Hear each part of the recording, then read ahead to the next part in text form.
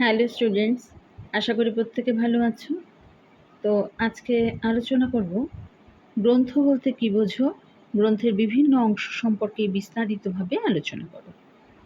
এই প্রশ্নটা সম্পর্কে আলোচনা করব। গ্রন্থ কাকে বলে বা গ্রন্থ কী? না, গ্রন্থ হচ্ছে যে বই শব্দের সমার্থক শব্দ হচ্ছে গ্রন্থ। এই গ্রন্থকে আমরা পুস্তক, কেতাব, পুঁথি, পাণ্ডুলিপি ইত্যাদি বলে থাকি। ইংরাজিতে কিন্তু এই গ্রন্থকে আমরা বুক বলে থাকি, BOOK। তো মানুষের চিন্তাধারাকে পরবর্তী প্রজন্মের কাছে পৌঁছে দেয় হচ্ছে এই বুক বা বই বা গ্রন্থ বা পুস্তক বা কেতাব বা পুঁথি বা পাণ্ডুলিপি। তাই মানুষ তার মনের ভাব, অনুভূতি, জ্ঞান, প্রজ্ঞা, অভিজ্ঞতার বিবরণ বইয়ের মাধ্যমে কিন্তু সংরক্ষণ করে। বই হচ্ছে সংস্কৃতি, সভ্যতা ও যোগাযোগের অন্যতম বাহন।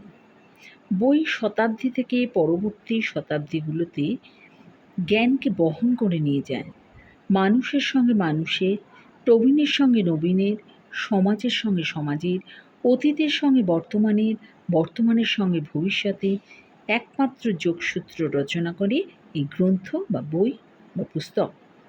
প্রাচীনকালে পাথর, মাটির ফলক, চামড়া, গাছের পাতা, কাঠের টুকরো, ধাতুর পাত, এই সমস্ত ইত্যাদি জিনিসপত্র বা ইত্যাদি বস্তু বই হিসাবে বা গ্রন্থ হিসাবে কিন্তু ব্যবহার করা হতো।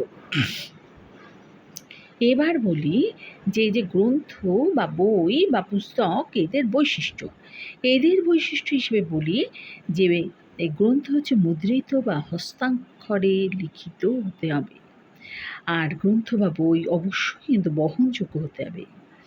এছাড়া বই কিন্তু বাধাইকৃত হতে হবে। আর এছাড়া বাধাইকৃত পৃষ্ঠাগুলো সহজে উল্টানোর ব্যবস্থা থাকতে হবে। আর প্রত্যেকটি গ্রন্থ বা বইয়ের সাধারণভাবে 3টে অংশ থাকতে হবে।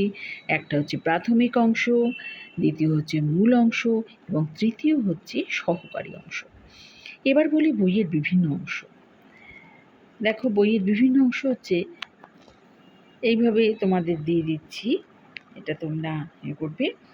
এই যে কভার বা প্রচ্ছদ বা কভার পেজ, বইটাকে ঢেকে রাখে হচ্ছে প্রচ্ছদ। এই প্রচ্ছদ হচ্ছে বইয়ের মুখের মতো। এটা যেমন বইকে সৌন্দর্য দান করে, তেমনি আবার প্রথম দৃষ্টিতে বইটি সম্পর্কে একটা ধারণা তৈরিতে সাহায্য করে। এইভাবেই দেবে। তো এক্ষেত্রে দেখো, আমি প্রথমের দিকটা তোমাদের বলে দিলাম, বাকিটা আমি দিয়ে দিচ্ছি যে মলাট বা কভার। স্পাইন, বইয়ের 3 দিক খোলা রেখে যেদিকে বইয়ের পাতাগুলো আটকে রাখা হয় সেই দিকটাকে কিন্তু স্পাইন বলে। চেইন পেজ, শেষ পৃষ্ঠা, বইয়ের মলাটের সাথে যে সাদা কাগজ আঠা দিয়ে লাগানো থাকে সেটাকেই বলা হয় এন্ড পেজ বা শেষ পৃষ্ঠা। টাইপ নিই, বইয়ের শুরু ও শেষে মলাটের পরপরই যে সাদা কাগজ থাকে তাকে বলা হয় টাইলিপ। আচ্ছা, এইভাবে দেখো শিরোনাম পৃষ্ঠা বা টাইটেল পেজ বইয়ের গুরুত্বপূর্ণ অংশ। মূলত এই পৃষ্ঠা থেকেই কিন্তু এই বই বা গ্রন্থটি শুরু হয়। এইভাবে দিয়ে দিলাম।